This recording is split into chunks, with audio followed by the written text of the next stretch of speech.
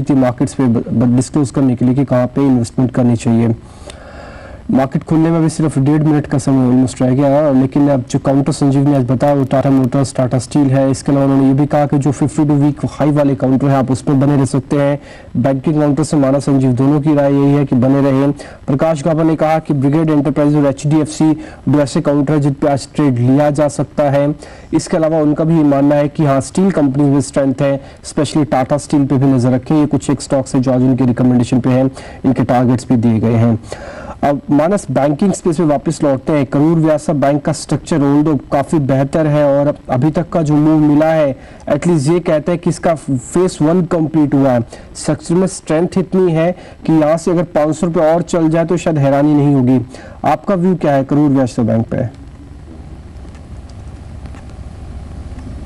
Trading point of view से थोड़ा negative है क्योंकि कल इंगल्फिंग बेरिश पैटर्न से बना है, तो मैं समझता हूँ जो हमने रैली देखी उसका एक छोटा करेक्शन आ सकता है। स्टॉक 520 और 530 की रेंज में आना चाहिए, बट जहां तक बात लॉन्ग टर्म की है मैं समझता हूँ एक स्ट्रॉन्ग अप ट्रेंड है और पॉसिबल है कि हम आने वाले टाइम में 700 और 720 के लेवल देखें। तो अगर इन्वेस्टर है तो कोई भी डिप एक अच्छी अपॉर्चुनिटी है बाय करने के लिए। चलिए, खुलने वाला है मार्केट और जैसा हमने कहा कि रुका है इंडेक्स करीब 56.2 पर। सेंसेक्स देखते हैं स्वयं की स्टॉक्स पर देखने को मिलती है। पहला टिक आया है 58.2 पर सेंसेक्स पर और निफ्टी पर 22.2 पर। 6000 के ऊपर निफ्टी की ओपनिंग होते हुए 6013 का लेवल यहाँ पर देखने को मिल रहा है। सेंसेक्स है 19,786 पर 71 पॉइंट्स ऊपर और निफ्टी में 20 अंकों की बढ़त है। 6012 का लेवल यहाँ पर इस समय देखने को मिल रहा है। टॉप गेनर्स को देख लेते हैं। यहाँ पर सबसे ज्यादा मजबूती जिन स्टॉक्स पर देखने को मिल रही है इसमें हीरो मोटोकॉर्प है। नंबर्स के बाद आज भी अच्छा संकेत यहाँ पर 1% ऊपर ये चल रहा है। DHEL के काउंटर पर 1% की बढ़त है। Cairn India, JP associates, Ranbaxy, Bajaj auto, Ambuja cements, IDFC ये कुछ काउंटर्स हैं जहां पर अच्छी मजबूती देखने को मिल रही है। लेकिन अच्छी ओपनिंग देखने को मिली है जेट एयरवेज पर। हालांकि कंपनी ने खुद तो इस पर कोई बयान नहीं दिया कि इनकी डील हो रही है कि नहीं, लेकिन कल फिर से एक बार एविएशन मिनिस्ट्री ने यह संकेत दिया था कि जेट का सौदा हो सकता है। उसके बाद जेट एयरवेज का काउंटर इस समय 5.5% ऊपर ट्रेड कर रहा है। 609 का लेवल यहाँ पर इस समय देखने को मिल रहा है। तो ये काउंटर अच्छी मजबूती दिखाते हुए किंगफिशर के काउंटर पर इसके चलते नेगेटिव इंपैक्ट, क्योंकि एतिहाद उम्मीद ये बनी हुई थी कि ये किंगफिशर में भी खरीद सकता है। एतिहाद के काउंटर पर जेट किंगफिशर के काउंटर पर फिलहाल 3-3.5% की गिरावट देखने को मिल रही है। काउंटर 14 रुपये 75 पैसे के आसपास। लेकिन अगर हम इंडेक्स को रेफर करें तो ये ऊपरी लेवल से नीचे फिसल रहा है इस समय। 5999 पर है। निफ्टी अब सिर्फ 6 पॉइंट ऊपर है और सेंसेक्स में सिर्फ 24 अंकों की बढ़त है। 19,738 का लेवल यहाँ पर देखने को मिल रहा है। हायर लेवल्स पे एक प्रेशर या फिर रेजिस्टेंस जो है इंडेक्स फेस कर रहा है, जो कि दिख रहा है स्टॉक्स पर भी। नुकसान वाले स्टॉक्स में हिंदुस्तान यूनिलीवर सबसे ऊपर है, आधे % की गिरावट है यहाँ पर। रिलायंस 1/4% का नुकसान यहाँ पर है। ITC के काउंटर पर 1/4% की गिरावट है। HDFC bank, Kotak Mahindra bank, Sesa Goa ये कुछ अन्य काउंटर्स हैं जहां पर लाल निशान देखने को मिल रहा है। निफ्टी सिर्फ 4 पॉइंट ऊपर और सेंसेक्स में 16 अंकों की बढ़त। 19,732 का लेवल इस समय यहाँ पर देखने को मिल रहा है। जो हैवी वेट्स हैं वो भी इस समय इनफैक्ट एक तरह से थोड़ा रोटेशन हुआ है मार्केट में और इसी के चलते देखने को मिल रहा है कि जो इंडेक्स है उसमें थोड़ी कन्विक्शन की कमी है। बैंक निफ्टी जो है ये फिलहाल नेगेटिव है और ये प्रेशर क्रिएट कर रहा है, क्योंकि प्राइवेट बैंकिंग स्पेस को अगर आप देखें तो यहाँ पर प्रेशर इस समय बना हुआ है, जो ओवरऑल इंडेक्स को भी थोड़ा दबाव में रखते हुए निफ्टी अब सिर्फ 1 पॉइंट ऊपर 5995 का लेवल यहाँ पर देखने को मिल रहा है। सेंसेक्स 12 पॉइंट ऊपर 19,726 का लेवल यहाँ पर देखने को मिल रहा है। हैवी वेट्स आप देख रहे हैं अपनी स्क्रीन पर। इसके बाद नजर डालेंगे उन कंपनीज पर जो कि गोल्ड फाइनेंस से जुड़ी हुई है, क्योंकि कल फिर से एक बार जो RBI की पैनल की रिपोर्ट आई है उसमें यह संकेत दिया गया है कि जो ऑल्टरनेट गोल्ड इन्वेस्टमेंट रूट्स हैं उस पर ज्यादा फोकस निवेशकों को करना चाहिए। मुथूट फाइनेंस इस समय 219 के आसपास ट्रेड कर रहा है, करीब 9 रुपए की बढ़त यहाँ पर देखने को मिल रही है। और इनफैक्ट इस स्पेस के जो बाकी काउंटर्स हैं उसे भी अगर आप देखें तो ठीक ठाक मोमेंटम। मन्नापुरम फाइनेंस यहाँ पर 10% से ज्यादा का मूव इस समय देखने को मिला है, तो अच्छी मजबूती इस समय यहाँ पर इस काउंटर पर भी देखने को मिल रही है। तो ये ऐसा स्पेस है जिस पर आप शुरुआती दौर में नजर रख सकते हैं। और एक काउंटर जिस पर आज अच्छा मोमेंटम देखने को मिला है वो है ज्योमेट्रिक का। कंपनी ने जर्मनी में एक खरीद की है और इस खरीद के बाद इस समय काउंटर करीब 5% ऊपर ट्रेड कर रहा है। इंडिया इन्फोलाइन जहां पर कल नेगेटिव खबर थी आज करीब 87 के आसपास है। कंपनी ने हालांकि खंडन किया है। खबर ये थी कि US ट्रेजरी बॉन्ड्स का जो एक बहुत बड़ा जत्था जब्त किया है IT डिपार्टमेंट ने दक्षिण भारत से, उसकी खरीदारी में इंडिया इन्फोलाइन का हाथ था, लेकिन उसके बाद कंपनी की तरफ से इसका डिनायल आ गया और इस समय काउंटर थोड़ा फ्लैट 87 के आसपास ट्रेड करते हुए। निफ्टी सिर्फ 1 पॉइंट ऊपर है। सेंसेक्स में 6 अंकों की बात 19,000 720 का लेवल शुरुआती दौर में यहाँ पर देखने को मिल रहा है। मानस, क्या कहेंगे ओपनिंग पर आप? ओपनिंग में थोड़ा प्रेशर जरूर मिला निफ्टी को 6000 के ऊपर, बट मैं समझता हूँ कि जो ट्रेंड है काफी पॉजिटिव है। 4-5 दिन से हमने रैली देखी तो थोड़ा प्रॉफिट बुकिंग देखने को मिली है मॉर्निंग में, बट मैं समझता हूँ अगर 5990 और 5980 के लेवल्स आते हैं तो इंट्राडे के लिए निफ्टी बाई किया जा सकता है। 5950 का स्टॉप लॉस रखना चाहिए। हाई लेवल में मैं समझता हूँ 6050 और 6060 के लेवल्स आ सकते हैं।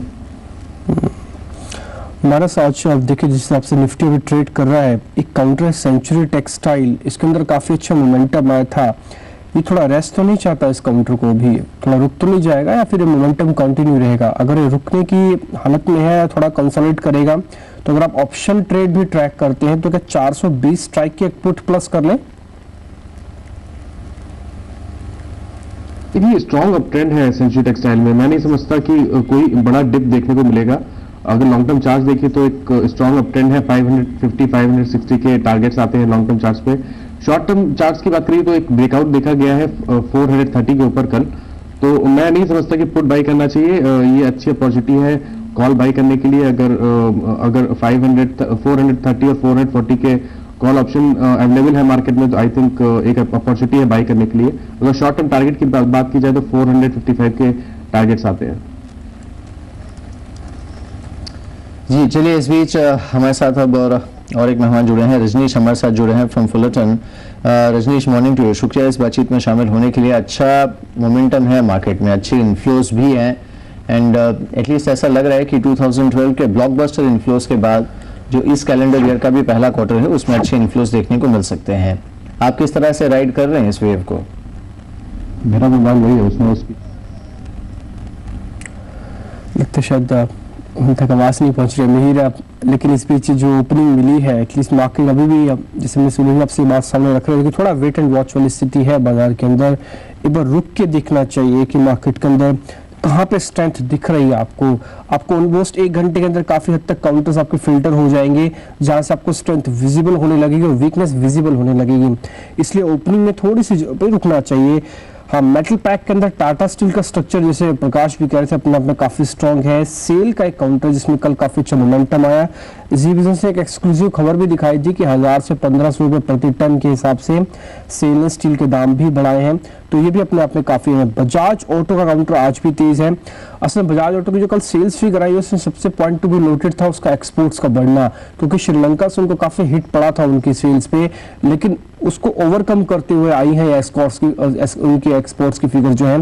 तो ये अपने आप में बजाज ऑटो को कल भी इंट्राडे हाई पे क्लोज करा के गई थी और आज भी स्ट्रेंथ दे रही है। इसके बारे में मानस से व्यू लेंगे, लेकिन इससे पहले रजनीश इस बीच हमारे साथ वापस जुड़ चुके हैं। रजनीश, शुक्रिया इस बिजनेस को समय देने के लिए। आज मार्केट में जिस तरह की स्ट्रेंथ आई है, 6000 का लेवल हमने कल ब्रेक किया है, आपका व्यू क्या है? अगर थोड़ा भी स्टॉक स्पेसिफिक हो जाए, अगर चर्निंग करनी हो तो किसको और ज्यादा वेटेज दे और किसकी वेटेज कम करे, और निफ्टी पर आपका व्यू? देखिए, सबसे पहले निफ्टी पर आते हैं। निफ्टी मेरे ख्याल से यहाँ से शायद हम ऊपर ही बढ़ते हुए देखेंगे। मेरा मानना यह है कि अगले करीब समझिए 2 महीने के अंतराल में बजट से पहले तक शायद निफ्टी हम 6200 से 6300 के बीच में देखेंगे, और इसमें काफ़ी बड़ा ट्रिगर डेफिनेटली रहेगा आरबीआई का रुख कैसा रहता है मॉनेटरी ईजिंग को लेकर, और ज़्यादा चांसेस है कि शायद आरबीआई कुछ ना कुछ करेगी इस बार। तो उम्मीद यही है कि निफ्टी जो है वो ऊपर बढ़ती रहेगी 6200-300 के लेवल के लगभग तक। जहां तक सेक्टर्स का सवाल है, मैं ऐसा मानता हूं कि ये एक अच्छा समय है बैंकिंग और फाइनेंशियल सेक्टर के ऊपर थोड़ा ज़्यादा झुकाव दे सकते हैं इन्वेस्टर्स। और जिन सेक्टर्स से मैं साथ ही साथ मैं ऐसा सोचता हूं कि मेटल्स, जो कि मैं पिछली बार भी कह रहा था, मेटल्स एक अच्छा सेक्टर है अभी एंटर करने के लिए, क्योंकि वैल्यूएशन काफी कम हो गए थे, तो एक अच्छा अपॉर्चुनिटी दे रही है मेटल्स एंटर करने के लिए। साथ ही साथ एक सिलेक्टिव अप्रोच हो सकता है खास करके मैन्युफैक्चरिंग से रिलेटेड स्टॉक्स के ऊपर भी, क्योंकि उनका भी काफी प्राइसिंग काफी कम है, वैल्यूएशन काफी कम है अभी के समय में। और ऑटो सेक्टर अच्छा हो सकता है अभी। जिन सेक्टर्स में मैं सोचूंगा अभी शायद उनसे हम थोड़ा बाहर आ सकते हैं वो है एफएमसीजी और आईटी। इन 2 सेक्टर्स पे थोड़ा लाइट रहकर बाकी सेक्टर पर थोड़ा ज्यादा ध्यान दिया जा सकता है अभी। रजनीश, इनफैक्ट काफी फोकस और कंसेंसस दोनों ही बैंकिंग और फाइनेंशियल स्पेस को लेकर बना हुआ है मार्केट में, एंड ठीक ठाक मोमेंटम हमने देखा है even on large cap stocks like SBI, ICICI। एक जो बड़ा ट्रिगर है वो ऑब्वियसली RBI की पॉलिसी है, लेकिन क्या ये फैक्टर्ड इन नहीं है, क्योंकि RBI खुद पिछली 2 पॉलिसी से बोल रहा है कि January onwards they will start cutting rates, तो क्या ये चीज फैक्टर्ड इन नहीं है इस समय इन स्टॉक्स में? लेकिन 2 चीजें जो है वो शायद आगे चलकर इन स्टॉक्स को और मोमेंटम देंगी। एक तो है कि जब मॉनेटरी ईजिंग होगा तो एक तरह से क्रेडिट ग्रोथ जो है वो इकोनॉमी में बढ़ेगा, इकोनॉमिक स्टिमुलस की तरह काम करता है वो, तो काफी सारे इन बैंकिंग स्टॉक्स का आप हो सकता है आगे चलकर री रेटिंग देखेंगे। तो जो टारगेट्स आज हमें दिख रहा है, आप देखिए जो वैल्यूएशंस आप दिख रहे हैं शायद उससे काफी आगे बढ़ सकते हैं ये, क्योंकि इनकी लाइफ टाइम हाई देखिए काफी आगे थी, और इसलिए एक तो कहना सही है कि ऐसा नहीं है कि एक RBI के एक्शन से इतना कुछ और आगे बढ़ने की उम्मीद हो सकती है, लेकिन RBI का जो स्टेप होगा वो एक इंडिकेटिव स्टेप होगा, and that will probably lead to further monetary easing and which will lead to then significant credit growth. तो ये दोनों मिला जुला के एक तरह से ग्रोथ मोमेंटम देगी इन स्टॉक्स को। दूसरा मैं ये भी समझता हूं कि गवर्नमेंट काफी सारे PSU बैंक्स में इक्विटी इन्फ्यूजन करेगी इस साल, और उसके कारण भी जो PSU बैंक है उनके वैल्यूएशन पर भी काफी असर आने के चांसेस हैं, इसलिए मिला जुला के एक अच्छा क्षेत्र लग रहा है। बिल्कुल, तो कुछ एक सेक्टर्स की और भी चर्चा करेंगे, स्टॉक स्पेसिफिक होंगे, लेकिन इससे पहले एक छोटा सा ब्रेक ले लेते हैं।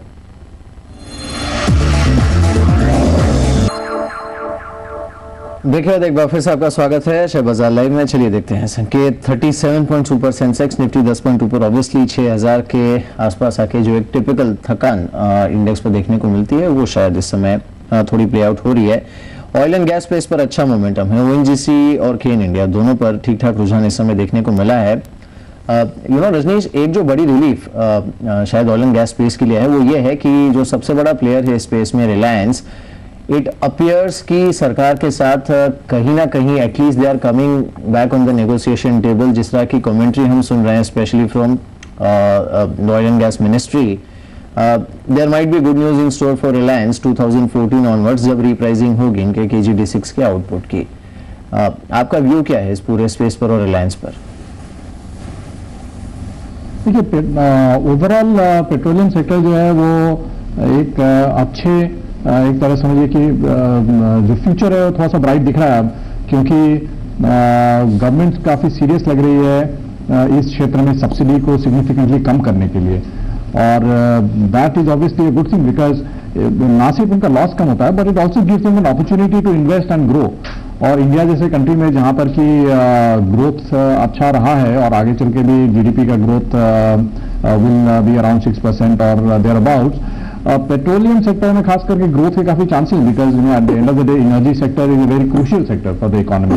तो ये जो कंपनी एक तरह से आप समझिए कि they were not able to develop, खासकर PSU कंपनीज की बात कर रहा हूँ, उनमें काफी एक तरह से एक पॉजिटिव इंपेटस आएगा, because they will be able to do many things to supplement energy needs of the country.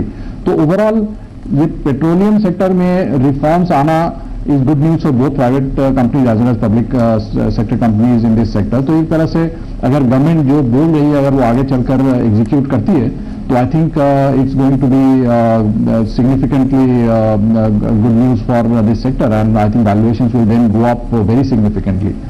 और जहां तक रिलायंस का सवाल है, आई थिंक इवेंचुअली KG-D6 जो है it's a very crucial national asset. So I am quite optimistic that something positive will eventually emerge out of it, because it's for the benefit of the country as well as for Reliance as a group. So there will be some kind of common ground which will be met and which will then give impetus to Reliance as a stock. But shayad because these are largely hearsay and rumors right now, so it's very difficult to take a stand on the basis of that. लेकिन आगे चलकर शायद आपकी बात सही निकलेगी, and we will see some good news coming out from this space. बिल्कुल, तो उम्मीद तो करते हैं कि मार्केट के अंदर रिलायंस जैसे पार्टिसिपेंट्स भी काफी तेजी से चले ताकि मार्केट को स्ट्रेंथ मिले, लेकिन इस बीच ऐसे काउंटर्स भी हैं जिनके अंदर अच्छी मोमेंटम देखने को मिल रहा है। इसी मोमेंटम को ट्रैप करते हुए ओपनिंग शॉट में आइए देखते हैं वीरेंद्र के साथ आज का ओपनिंग शॉट।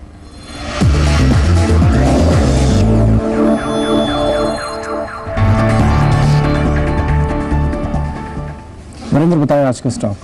शुक्रिया डिम्पी। आज इनफैक्ट मैंने फार्मा पे थोड़ा सा एम्फेसाइज किया, क्योंकि अगर आप कल मिड कैप फार्मा में देखें तो आपको बहुत सारे स्ट्रक्चर्स एक रेंज को ब्रेकआउट करके बाहर निकल रहे थे, और ऐसे में आज मैंने जिस काउंटर को लिया है वो है स्कीम डिशमन फार्मा। क्यों पिछला ये देखते हैं इसको। हालांकि डिम्पी मैंने पहले सोचा कि ऑरबिंदो फार्मा को लिया जाए, लेकिन वहां पर ऑलरेडी काफी अच्छा खासा स्ट्रेच आ चुका था। लेकिन डिशमन फार्मा को पिक करने के पीछे एक वजह थी। देखिए, एक तो वीकली पे इसने बहुत स्ट्रॉन्ग मोमेंटम दिखाया है। आई मीन वीकली पर ये जो बार क्रिएट हो रही है ये इंडिकेट कर रही है कि अगर आप फर्स्ट मूवर एडवांटेज लेना चाहते हैं, यानी आप ट्रेड में अर्ली एंट्री करना चाहते हैं, तो शायद ये इसमें एक अच्छा मौका है। वीकली इंडिकेट कर रहा है कि ये 125 को on the high side break करने को तैयार है। शायद अगले हफ्ते के शुरुआती क्षणों में या फिर मंगलवार या बुधवार तक इसमें काफी स्ट्रॉन्ग स्विंग पॉसिबल है। रुकेगा कहां तक? मेरे ख्याल से अगर मैं वीकली चार्ट्स को देखूं तो मेरे को एक 130 जो दिखाई दे रहा है, that is 200 week exponential moving average. Might be वो एक सप्लाई जोन हो सकता है जहां पे जाके ठहरे, लेकिन अगर आप इसको डेली पर देखें तो डेली पर इसकी फॉर्मेशन ये इंडिकेट कर रही है कि ये कंसोलिडेशन जो भी हुआ इसमें, आई मीन ऑलमोस्ट नवंबर, अक्टूबर, नवंबर, दिसंबर, उसको ये ऑन द हायर एज अब काटने की चेष्टा कर रहा है फाइनली। और अगर आप आर्ली पर देखें तो ये उससे भी स्ट्रॉन्ग इंडिकेशन दे रहा है कि अब ये 126, 129 की तरफ अगर आप देखें तो बहुत कमिटमेंट के साथ जा सकता है। वॉल्यूम्स आर्ली चार्ट पे बीते 4-5 घंटे के बहुत स्ट्रॉन्ग है, जो कि बहुत स्ट्रॉन्ग मोमेंटम की तरफ इंडिकेशन कर रहे हैं। आपके आर्ली चार्ट्स पे देखिए, ये जो लेवल है जहां पे मेरा इस वक्त पेन है वो अप्रोक्सीमेटली 127 से 128 का है। So with possible target of 128, 129 on the higher side, go long on Dishman pharma with stop loss of 116.50। बहुत स्ट्रॉन्ग चार्ट है इस वक्त ये। ठीक है, डिशमन फार्मा पर आप ट्रेड ले सकते हैं जिसमें 128 का टारगेट है। जिस तरह का मार्केट का एटलीस्ट अभी तक का मूव देखने को मिल रहा है, ऐसा लगता भी है कि शायद थोड़ा आपको फार्मा की तरफ भी ध्यान देना होगा। एकदम से एग्रेसिव और हाई बीटा स्टॉक्स के अंदर शायद ऊपर इस तरह पर ट्रैप ना हो जाए, इसलिए डिशमन फार्मा एक स्ट्रक्चर भी अच्छा और ये जिस नेचर की कंपनी है वो उसके अंदर भी एक अच्छा मोमेंटम बना हुआ है। डिशमन फार्मा 128 का टारगेट के लिए आप इसमें प्ले कर सकते हैं। मानस, इन फिलहाल आईडीएफसी एक ऐसा स्ट्रक्चर है जिसमें काफी अच्छी स्ट्रेंथ मिली है। इनफैक्ट कल तो इसने एक और लेवल को कंफर्म किया है। आईडीएफसी की फ्यूचर को बाय करें यहाँ पे? बिल्कुल बाय करना चाहिए। कल क्लियर ब्रेकआउट देखा गया, 177 एक रेजिस्टेंस था, स्टॉक ने वो ब्रेक किया था, तो कल ही एक बीटीएसटी कॉल जनरेट हो रहा था जिसका टारगेट 186 आता है। बट हाँ, इंटरडे के लिए भी मैं समझता हूँ कि करंट लेवल्स पे लॉन्ग पोजीशन बनाई जा सकती है और 179 का स्टॉप लॉस रखना चाहिए। अपसाइड हम 186 और 187 के लेवल्स देख सकते हैं। जी, अब तक का ट्रेड जिस तरह से पैन आउट हुआ है, इसमें अब ये भी देख लेते हैं कि कौन से स्टॉक्स है जहां पर आज पूरे एनएसई पर अच्छा मोमेंटम है। अगर वॉल्यूम्स के साथ जिन काउंटर्स पे खरीदारी देखने को मिल रही है उन स्टॉक्स को हम देखें, मणप्पुरम फाइनेंस 14.5% ऊपर है काउंटर वॉल्यूम्स के साथ। ये आज सबसे ज्यादा बढ़त देने वाला काउंटर है, एनएसई पर 14.5% का मूव इसने दिया है। जोडिया क्लोथिंग के काउंटर पर 13% का मूव है, वॉल्यूम्स के साथ ये चल रहा है। टाइम टेक्नो के काउंटर पर 11% का मूव है, वॉल्यूम्स के साथ ये चल रहा है। आज काफी समय के बाद जैकॉब के काउंटर पर 7.5% का मूव है, ये वॉल्यूम के साथ चल रहा है। और एक काउंटर जहां पर अच्छा मोमेंटम है वो है मुथूट फाइनेंस, 7% ऊपर मुथूट फाइनेंस इस समय चल रहा है। और एक काउंटर जहां पर वॉल्यूम्स के साथ खरीदारी ऑब्वियसली वो है जेट एयरवेज। आज एनएसई के परसेंटेज गेनर्स की लिस्ट में भी शामिल है। जेट के काउंटर पर करीब 6% के आसपास का मूव इस समय देखने को मिल रहा है। रजनीश, थोड़ा प्रीएम्प्टिव हो जाएगा ये सवाल पूछना, लेकिन एक जो टिपिकल कैरेक्टर इस तरह की रैली का होता है जिसे टाइम करना थोड़ा मुश्किल होता है कि जो स्टॉक्स कभी नहीं चलते हैं या फिर जिस पर फोकस नहीं होता है, 3-3, 4-4 साल से अंडर परफॉर्म करने वाले स्टॉक्स जो हैं उसमें मूवमेंट आना शुरू हो जाता है। Because ultimately market starts running out of ideas, तो जो भी स्टोरीज उनको ठीक लगती है या फिर हाथ में आती है उसमें मूवमेंट आना शुरू होता है। Obviously we are far from that, अभी रिटेल में भी उस तरह का एक्साइटमेंट देखने को नहीं मिला है, लेकिन looking at valuations and looking at the levels where we are, इस तरह की स्थिति आप अगले 6 महीने में आता देख रहे हैं जहां पे मार्केट एक ओवरबॉट टेरिटरी में जाए? देखिए, डिपेंड करता है कि किस तरह का रिफॉर्म प्रोसेस आता है और किस तरह का रिटेल पार्टिसिपेशन आता है। शायद 6 महीना काफी अर्ली होगा इस तरह के सिचुएशन इमर्ज करने के लिए। मैं ऐसा मानता हूं कि शायद जिस दौर की आप बात कर रहे हैं वो शायद अभी दूर है और उसका अंदेशा मुझे कम है। आपको स्टॉक मार्केट में आम बात है कि थोड़ा भी अपवर्ड मूवमेंट आने पर कुछ इस तरह की हलचल होती हैं, लेकिन ऑन अ कंसर्टेड बेसिस जिसको ऐसा बोलेंगे कि एज अ पैटर्न ऐसा हो रहा हो, I think we are quite far from it, और I don't think we need to really worry about that too much at this point in time. मानस मैक्लॉर्ड रसल एक काउंटर आप फाइंड करें और इसको आवरले चार्ट पे डाल के देखें, 361.60 पे भी ट्रेड कर रहा है। एक हर्डल थोड़ा सा इसके सामने है 365 का, शायद वो एक माइनर हर्डल है, लेकिन ये 370 तक 370 तक इजीली पहुंच सकता है। आपका यही व्यू है कि ये चल सकता है, यहाँ से बाय करें इसको अभी? बिल्कुल, मेरा भी व्यू काफी कुछ सिमिलर है कि 370 एक शॉर्ट टर्म टारगेट बनता है स्टॉक का। एक ट्रायंगुलर ब्रेकआउट देखा गया है, कल हमने वॉल्यूम्स काफी अच्छे देखे थे, तो मैं समझता हूँ 370 एक शॉर्ट टर्म टारगेट हो सकता है, but stock already up trend में है। अगर निवेशक है कोई तो मैं समझता हूँ 410 420 के लेवल्स आने वाले 2 से 3 महीने में पॉसिबल है, तो निवेश के लिए भी स्टॉक बहुत अच्छा है। ऑलराइट, चलिए एक ब्रेक ले लेते हैं। सेंसेक्स अब सिर्फ 6 पॉइंट ऊपर 19,720 का लेवल है, निफ्टी 2 पॉइंट ऊपर है। ब्रेक लेकर जल्द लौटते हैं।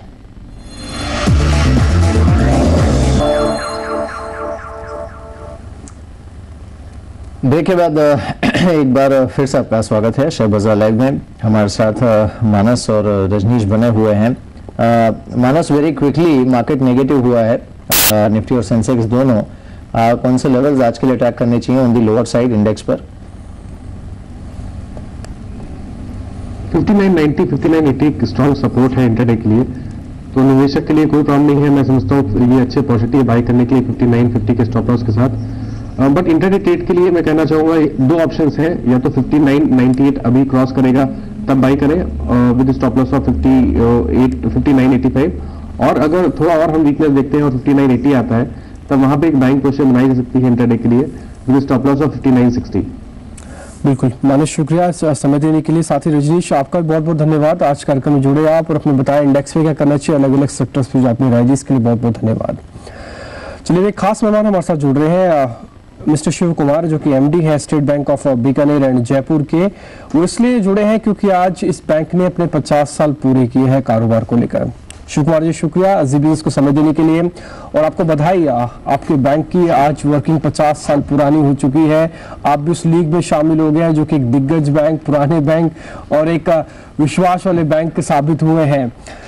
एक तो आपको बधाई हो, और क्योंकि एक चैलेंज भी बढ़ जाता है जब आप 50 साल 100 साल कर लेते हैं पूरा, तो आपकी जिम्मेवारी, आपकी जो विश्वसनीयता है थोड़ी और आपको मजबूती से पेश करनी होती है। इसके लिए क्या प्लानिंग है आपकी? पहले तो धन्यवाद आपकी शुभकामनाओं के लिए। SBBJ बिल्कुल समय को समझ रहा है और हम बहुत ही इनोवेटिव हैं। एक्चुअली हम लोगों ने फ्यूचर को देखते हुए कई बहुत ही नए कदम लिए हैं। उदाहरण के तौर पर कार लोन इन 10 मिनट्स, आप हमारे www.sbbjbank.com पे किसी भी समय दिन रात अपना लोन खुद सैंक्शन कर सकते हैं, मात्र 10 मिनट लगता है।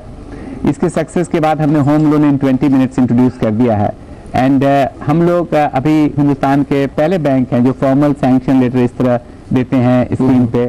कंप्लेन रिड्रेसर के लिए हम लोगों ने SMS अनहैप्पी सेवा शुरू की है, जो आप कस्टमर को सिर्फ एक अनहैप्पी SMS करना पड़ता है एक डेजिग्नेटेड नंबर पे, और बाकी सारा काम बैंक करता है।